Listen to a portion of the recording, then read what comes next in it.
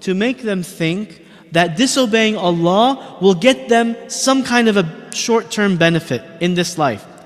In fact, what we see, Allah subhanahu wa ta'ala is pointing out, if you try to cheat your business partner, you will both lose. So you have caused failure on both sides of the transaction. You might see an equation where there's more money for you, but that money won't benefit you. Because what is this hadith saying? Both parties in the transaction have the right to annul it. So first of all, that's the right. As long as you have not separated from this, you are allowed to cancel the transaction. So whatever has not transferred, you can get out of it. And if you tell the truth and make everything clear, you don't conceal anything that would be relevant for the transaction, it's going to be a blessed transaction. You're going to have barakah in it. But if you conceal anything or lie, then there's going to be no blessing on that transaction. What would it mean for there to be a blessing in the transaction? Well, let's talk about more like what would not be in it if it's not blessed, if you lie. So first and foremost, of course, you're getting the sin of lying. You're getting the sin of deceit. And the transaction itself will not turn out well.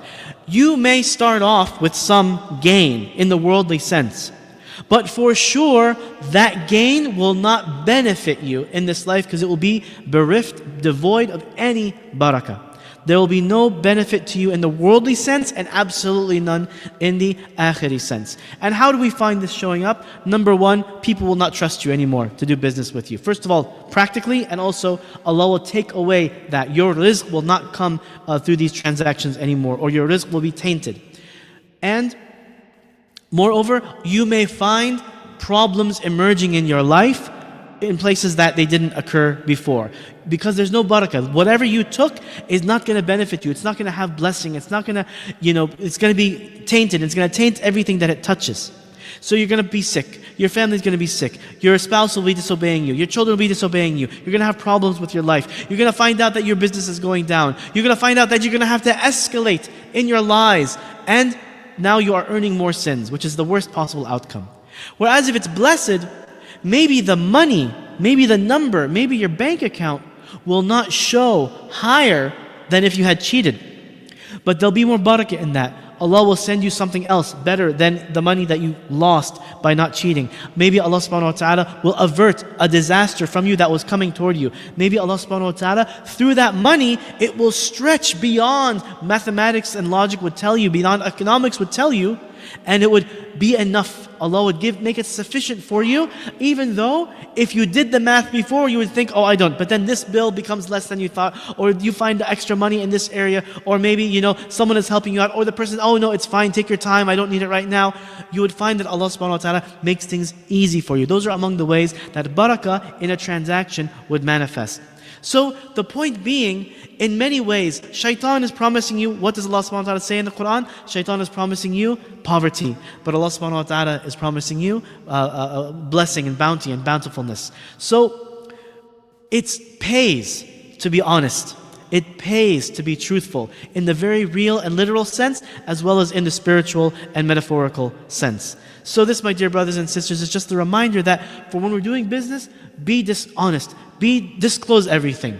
Even if you think it might fail the sale. Let me ask you, if the only way to make your sale is to deceive somebody, is to fool them, is to lie or cheat them, why are you doing that in the first place?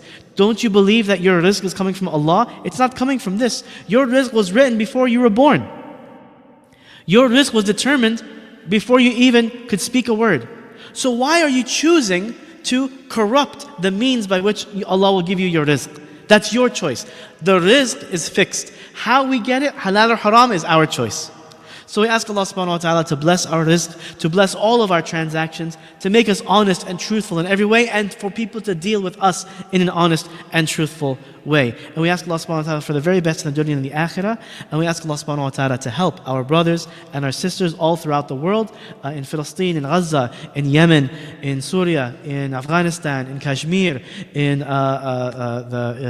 East Turkestan, where the Uyghur Muslims are, in Burma, Myanmar, the Rohingya Muslims, in all the countries in the world that we know, that we don't know, in Sudan, and everywhere that we know and that we don't know. We ask Allah subhanahu wa ta'ala to bless them, to put barakah in their efforts, to grant them sabr, and and to grant them relief from whatever they were going through. رَبَّنَا آتِنَا فِي الدُّنْيَا حَسَنَةً وَفِي الْآخِرَةِ حَسَنَةً وَقِنَا عَذَابَ النَّارِ.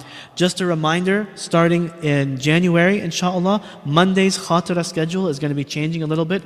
I'm doing this on behalf of Sheikh Ahmed. We're going to have a rotating schedule of brothers talking, inshallah, to replace Ustad Muhammad al-Laythi, who's not going to be with us as often as he was before. So in place, we're going to be having some brothers giving some talks, inshallah, from our community here, alhamdulillah. So just be prepared to see some new faces on Monday. Please come. I encourage you to come to all of these after Aisha Khawatir. We're trying to enliven the masjid, inshallah, you bring benefit. And we're going to have some variety, inshallah. So inshallah, it works out well.